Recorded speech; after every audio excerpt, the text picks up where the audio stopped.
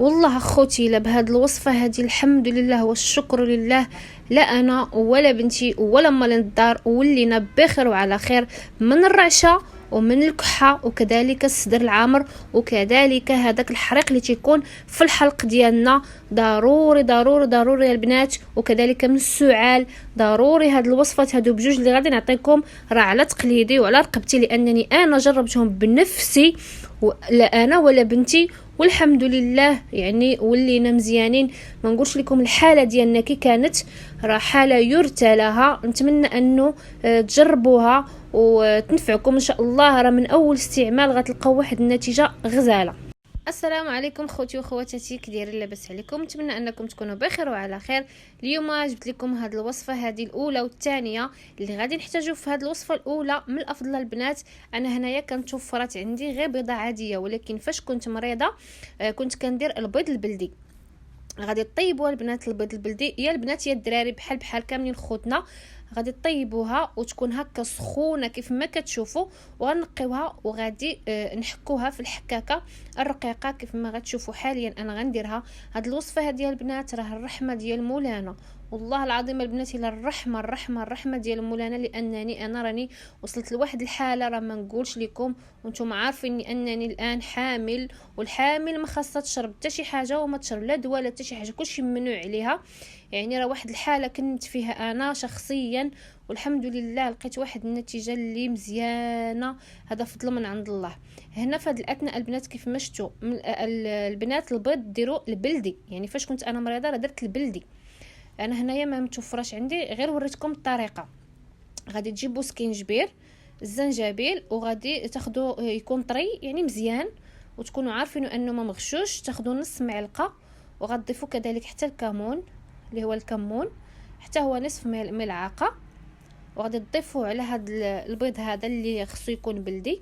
وغنجيبوا زيت الزيتون الاصليه، ضروري تكونوا عارفين انه زيت الزيتون تكون طريه واصليه، من الافضل انها تكون فيها هذا الخضار هذا، يعني ماشي صفراء، تكون هكا خضر يعني باقه طريه.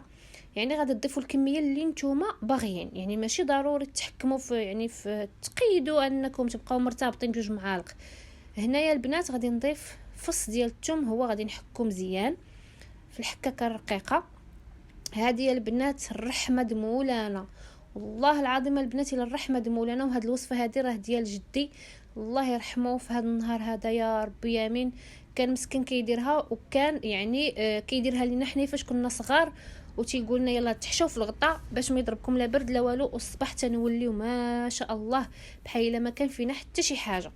كنتمنى اخوتي انكم ما تبخلوش عليا باللايك وبارطاجيو هذا الفيديو هذا مع الناس اللي عندهم هذا المشكل هذا، لانه حاليا الناس كاملين تيعانيوا من هذا المشكل هذا، اللي ما عرفوه رواح ما عرفوه، يعني راه صعيب وصعيب. هذا هو الحاجه الصعيبه، انه هذا الرواح هذا اللي جا او هذا النزله اللي جات ديال البرد صعيبه بزاف، وماشي كلشي كيقدر عليها وماشي كلشي يعني كيستحملها. انا الحمد لله عندي المناعه قويه، وفاش جاتني هاد النزله هذه راه ما نقولش لكم اش دارت ليا، راه لا انا ولا بنتي حتى كلينا الحمد لله هاد الوصفه هذه، وكذلك درت الوصفه الثانيه حتى انا غنشاركها معكم. هنا البنات كيف ما شفتوا انا راني زدت زيت الزيتون باش يجي هذاك الخليط ما ناشفش صافي. وفوقاش غادي تاكلوا هاد الخلطه هذه. فاش تدخلوا في الفراش ديالكم غتاكلوا جوج ديال الملاعق كبيره، تكونوا في وسط الفراش، انا كنأكد عليها تكونوا في وسط الفراش، وتدخلوا في الفراش ديالكم وتاكلوا جوج الملاعق كبيره، وما تشربوش الماء نهائيا موراها. انا كنأكد عليها الماء ما يتشربش موراها، بحال خويتوا الماء في الرمليله شربتوا الماء. وكذلك فاش تفيقوا الصباح من النوم تاكلوا ملعقه كبيره على الريق، يعني ما تاكلوا حتى شي حاجه قبل ما تاكلوا هذه، وتجلسوا واحد نصف ساعه، عاد ديك الساعه الا بغيتوا تفطروا يعني تاكلوها ملعقه كبيره وتجلسوا نصف ساعه، وديك الساعه فطروا بشي حاجه اللي سخونه اللي تكمد ليكم حتى الحلق ديالكم.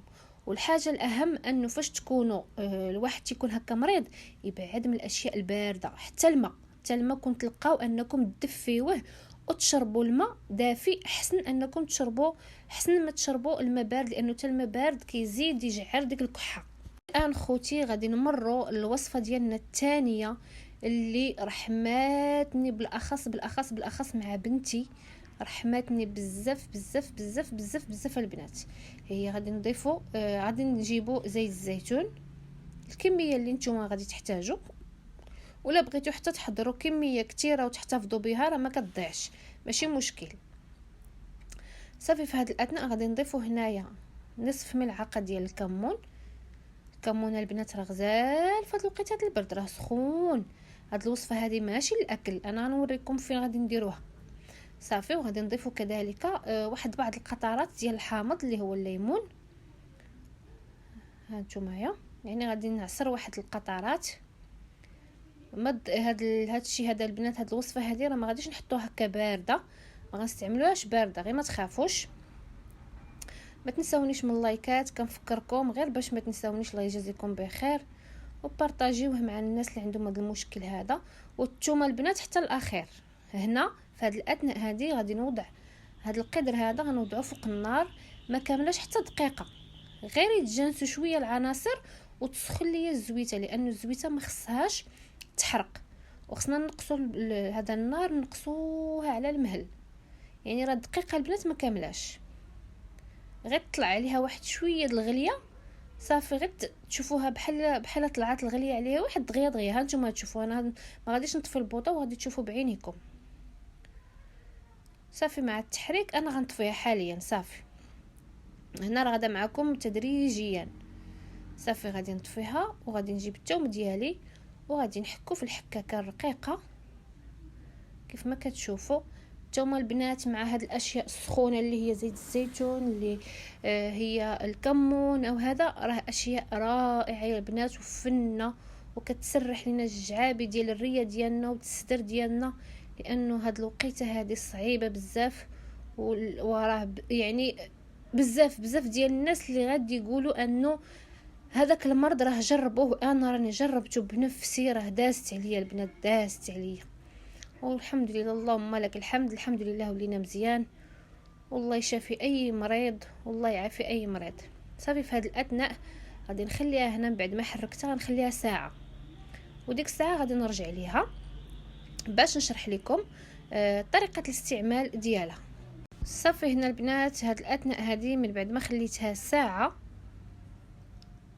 هنا غادي نوريكم الطريقه اللي كنت انا كندير لبنتي ولقيت عليها نتيجه. طريقه ديال التدليك في الصدر ديالها من الامام، وفي الظهر ديالها من، يعني في الصدر، في الظهر ديالها من وراء اللي مقابل مع الصدر. يعني فاش غادي تدخل الفراش، انا كنأكد وسمعوني مزيان البنات، تدخل الفراش او حتى نتومايا يكون معكم شي شخص اللي يدير لكم هاد الطريقه هذه، تكونوا في وسط الفراش وسادين البيت وسادين الشراج وسادين كل شيء، لانه ما خاصش يضربكم عليها البرد. انا كنأكد عليها ما خاصش البرد يضربكم عليها. صافي تبقاو بهاد التدليك، غتهزوا بيديكم وتبقاو تدلكوا منطقه الصدر والمنطقه الوراء اللي كاينه يعني مقابله للصدر من وراء في الظهر، يعني بين الكتفين.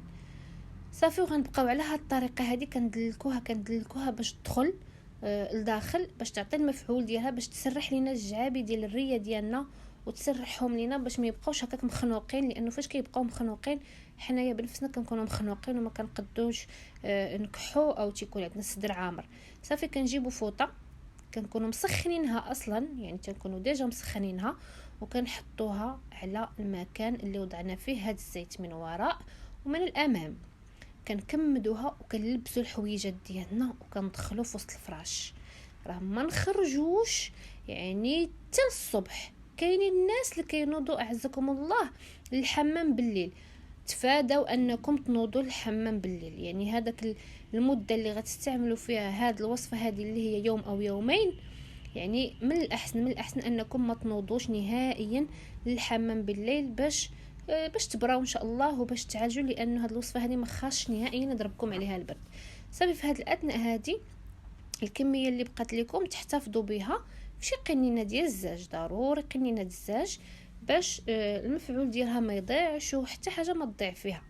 وتهلاو ليا فراسكم خوتي، الى فيديو قادم باذن الله.